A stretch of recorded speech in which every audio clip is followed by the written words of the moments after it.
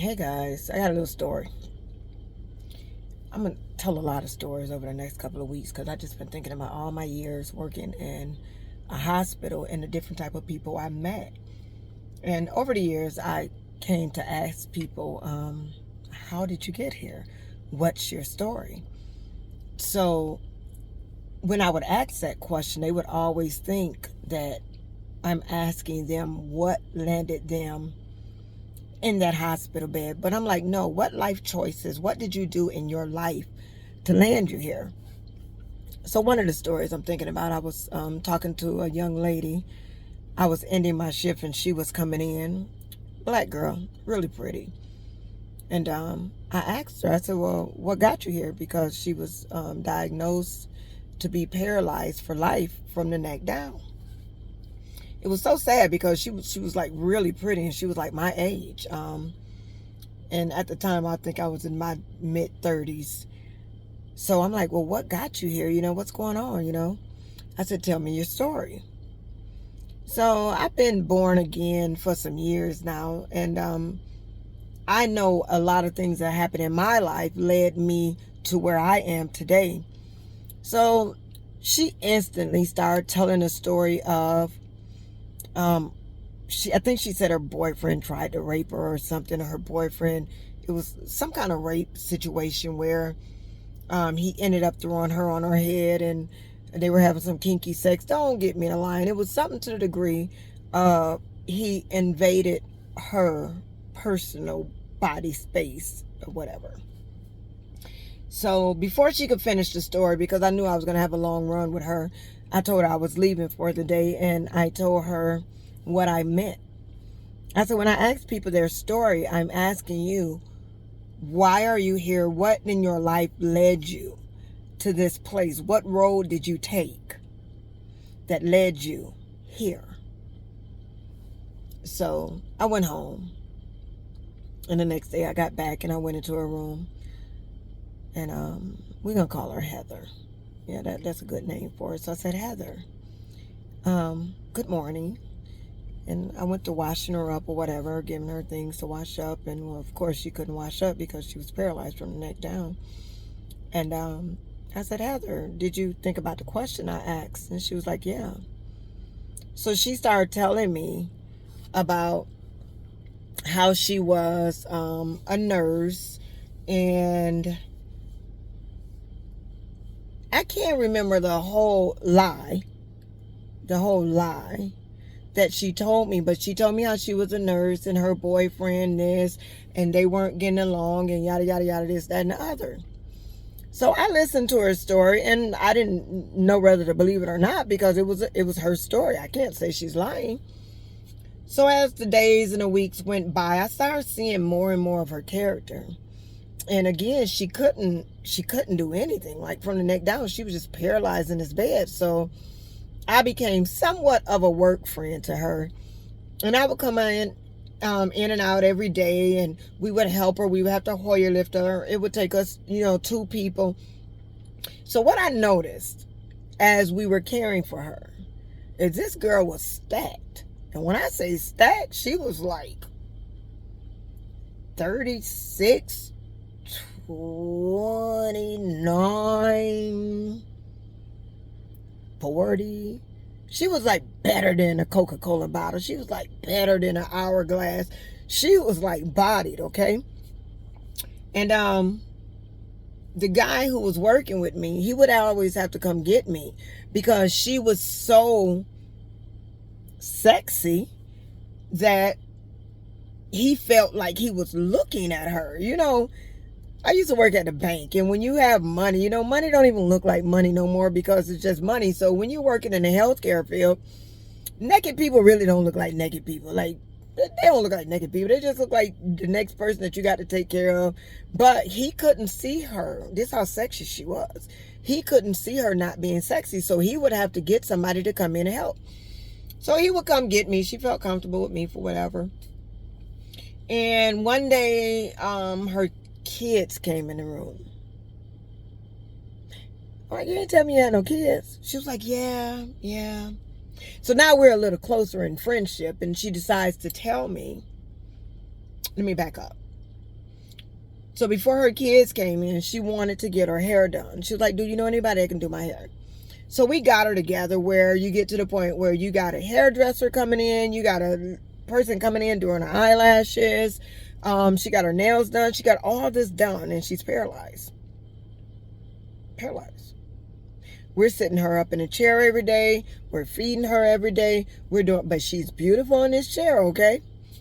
So one day it just happened that one of her kids came in. Her kids was up in age.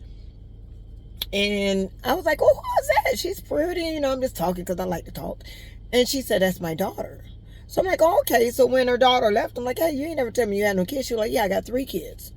Oh, you got 3 kids. She said, yeah, I got 3 kids. So my husband, I'm like, you told me you had a boyfriend. She said, yeah, but I was with my husband, and my husband, we didn't get along, so she up and left her husband with the kids. And the kids weren't old enough. Well, they were old enough. I guess it's never a good age to leave your kids, but she had 3 girls. And she up and left her husband, and her husband still wanted her. She cheated on her husband with this same guy. She cheated on her husband. Left her husband, left him with the 3 kids, moved to the other side of the world with this boyfriend. And that's her story. That's how she ended up there. So when her daughter came, you know, you never knew it was any tension between them because she didn't really have to take care of her because we were taking care of her. But then she told me that her daughter was upset because her daughter had to see her in that way. She hadn't seen her kids in all, I guess it was like 2 or 3 years that she had left her kids. And the more we started talking, I started telling her about God and telling her about my life story, telling her, you know, I used to be wild, I used to be fast, this, that, and other. I ain't never been married, I ain't never left no man with my kids, this, that, and other. But I feel you. I feel you. So the more I continued to tell her about my life, the more she continued to open up and tell me more and more about her life, which got deeper and deeper and darker and darker.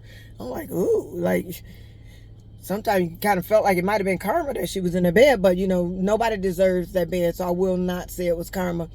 Come to find out, the guy didn't rape her. They were having, they were doing the grown-up stuff, and as they were doing the grown-up stuff, she fell off the bed, pinched her neck, and whatever, and that's how she got paralyzed. Ain't nobody raped her. She must have been embarrassed or whatever. I don't know.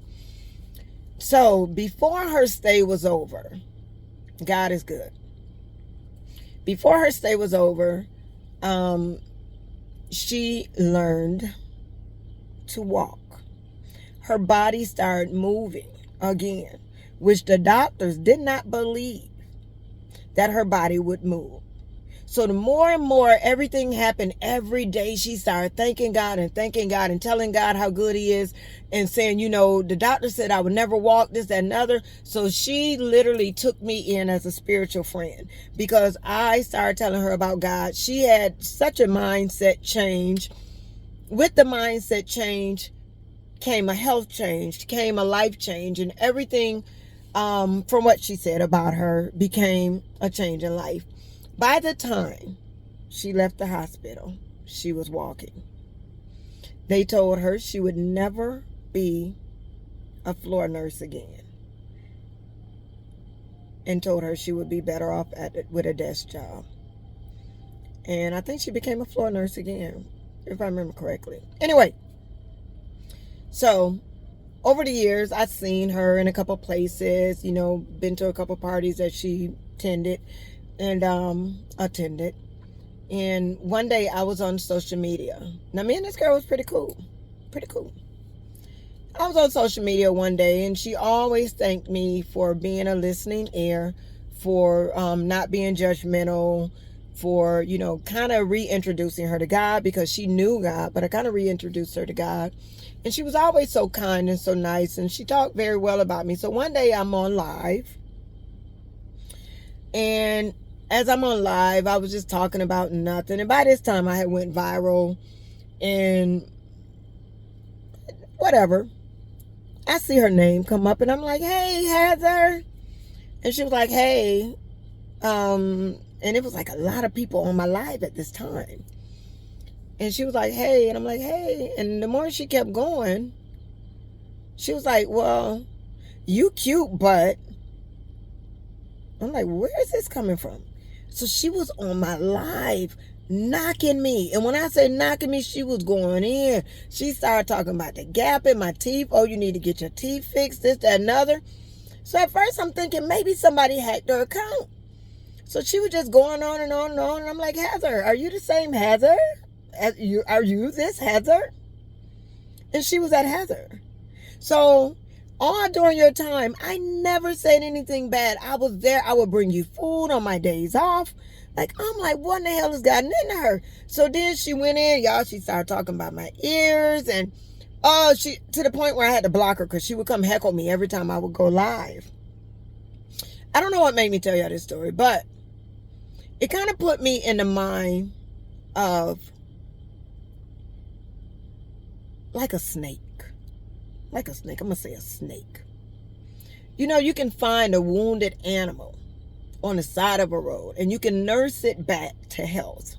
You can get it right where it needs to be to go on and live a productive life.